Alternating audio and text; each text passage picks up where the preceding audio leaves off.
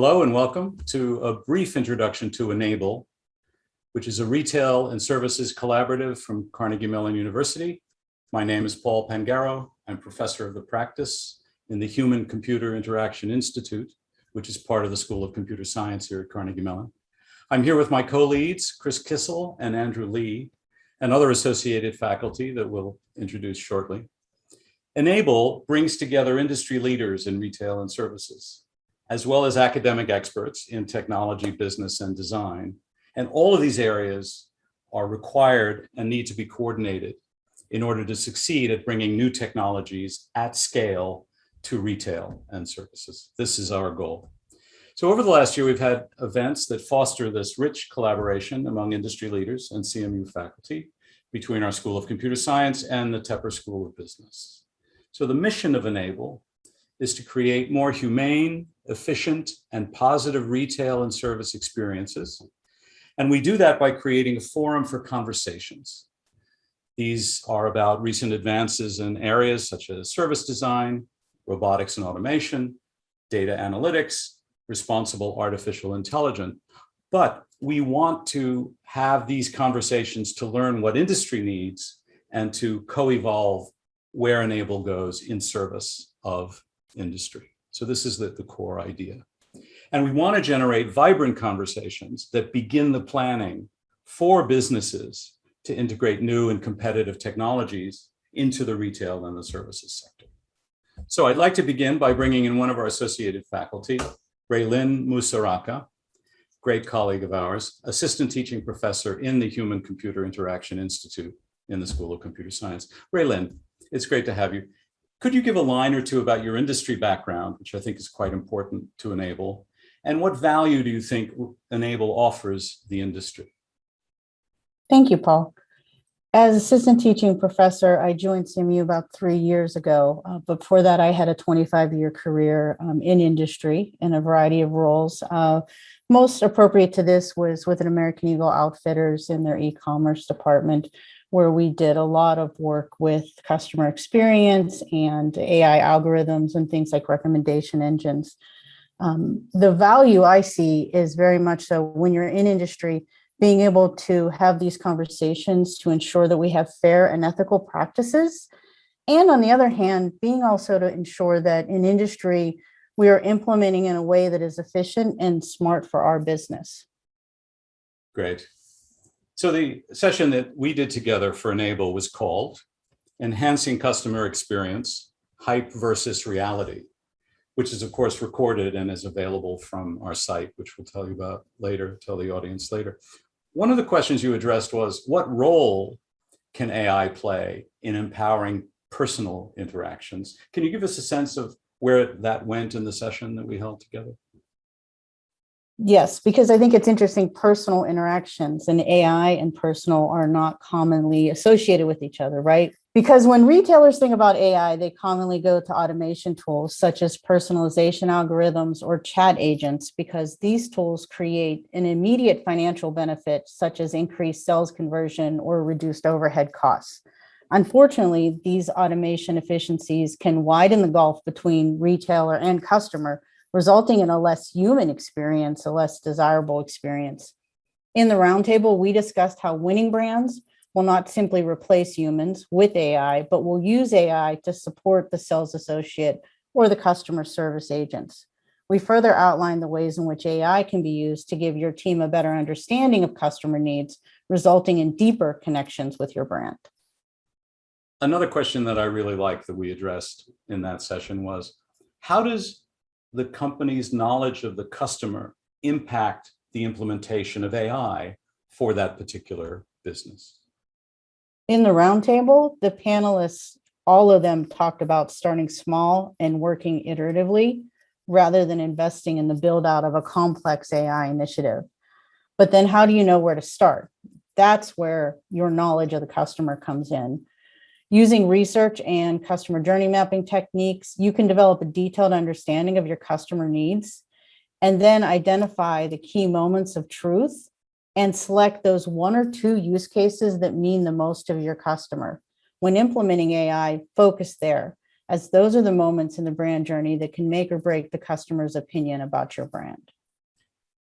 Great advice. I'm really excited by the fact that your industry background, and to some extent my industry background as well, at least in startups, brings forward a sense of innovation and how to have specific and clear impact of new technologies in existing businesses in a new way. And this, of course, supports the ENAiBLE mission really well.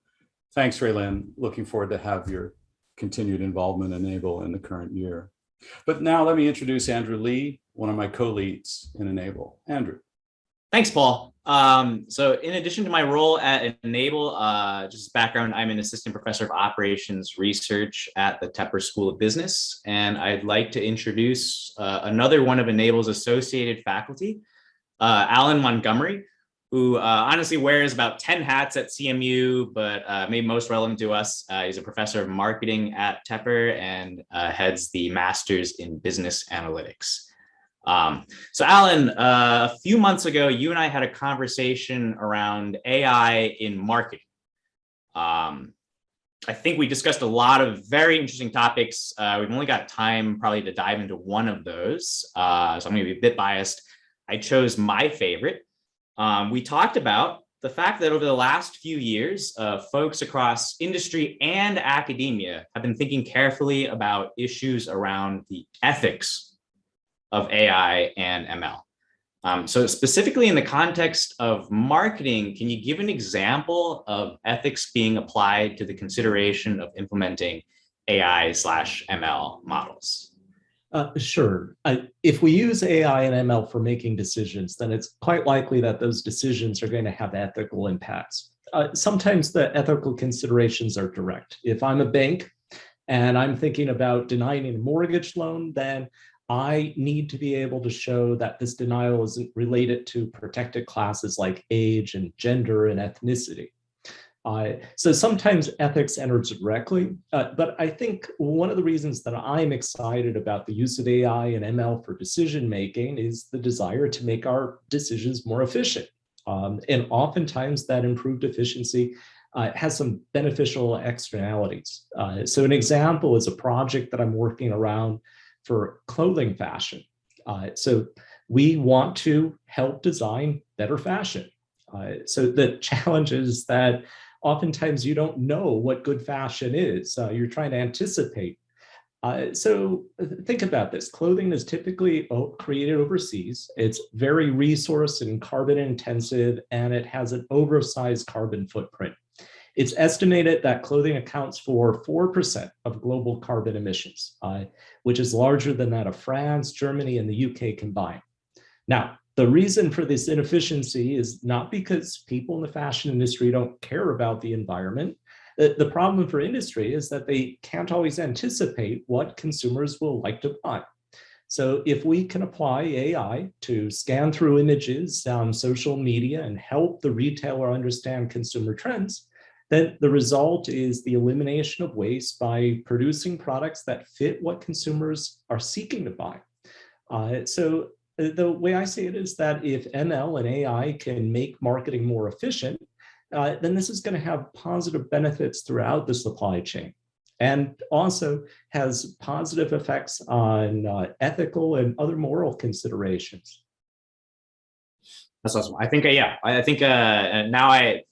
what I particularly liked about this example was that it was not so much of kind of ethics coming into as kind of the like a competing force against what ML can do, but instead there's actually, believe it or not, a synergy between three different factors there, right?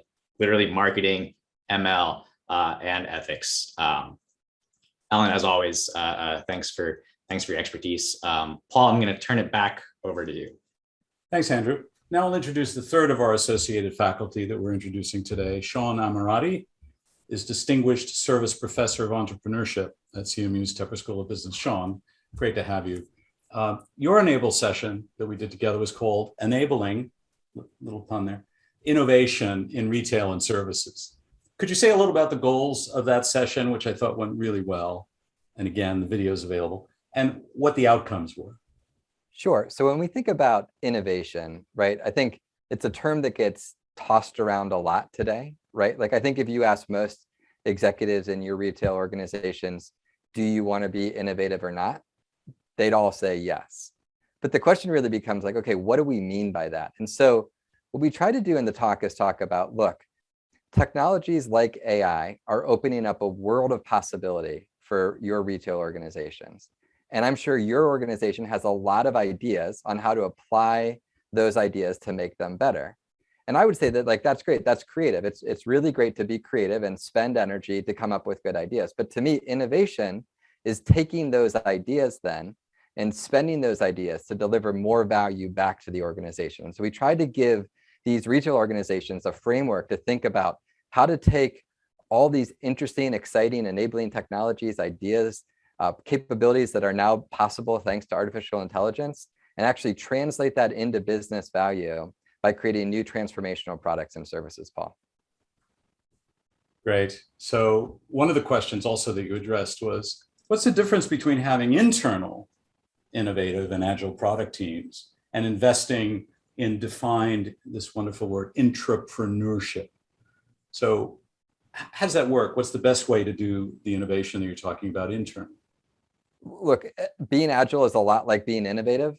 I don't hear many organizations today that would say, oh, I'm opposed to being agile. But I would also say that, frankly, myself and other colleagues at the business schools have basically ruined the term agile, because agile has been changed from meaning something that actually had meaning to just meaning fast, right? And that's not what we're talking about here. When we say agile, what we're talking about is taking an iterative approach to doing these things. And you should take an iterative approach to building all the products and services and improving all the products and services. But the argument that we make at ENAiBLE and across Carnegie Mellon for a lot of our innovation work is that this transformative innovation is kind of a special case of that. It's much more asymmetric than the other things we're talking about, right? So along any of these projects, you can kind of lose the time and money invested into them. But when you think about transformational innovation and these quote unquote intrapreneurship ideas, which I'm not a big fan of that term intrapreneur, but it's a quick handle. And if you want to know more about why I don't like the term, go check out the video. But when we think about these kind of terms, right, being an intrapreneur, I think the thing that's important to remember is that the upside is much more unlimited. You know, I often jokingly talk about this with the entrepreneurs I invest in, that nobody goes back to them later and says, oh, you know, your path would have led you to $10 million and you created hundreds of millions of dollars of value. We want the delta back, right? The upside is unlimited, but the downside is known. And so we think that these are a special case that need to be treated differently. And we try to talk about how to do that on the video as well, Paul. Thanks, Sean. And thanks very much to Alan and Raelin. This is just scratching the surface, of course, and we look forward to more opportunities to connect with all of you who are interested. And let me hand it off now to Chris Kissel, Associate Director of Corporate Partnerships in the School of Computer Science here at CMU, our third co-lead, and he'll conclude the introduction to ENAiBLE. Chris. Thanks to everyone for coming. We welcome your participation and sponsorship of ENAiBLE. There is more information about our mission and activities, as well as a contact page for you to get in touch on our website at cmu.edu/ENAiBLE. That's ENAiBLE. We would love to hear from you about what areas you are focusing on and concerned about. You can write to us at enable@cmu.edu. Please help us grow our community as we seek to join innovations in technology to innovations in service design, interaction design, and organizational design. Lastly, I'd like to thank our industry sponsors, Progressive Insurance and Zendesk, for their enthusiasm and support. Thank you again. All the best. Stay safe. Bye-bye.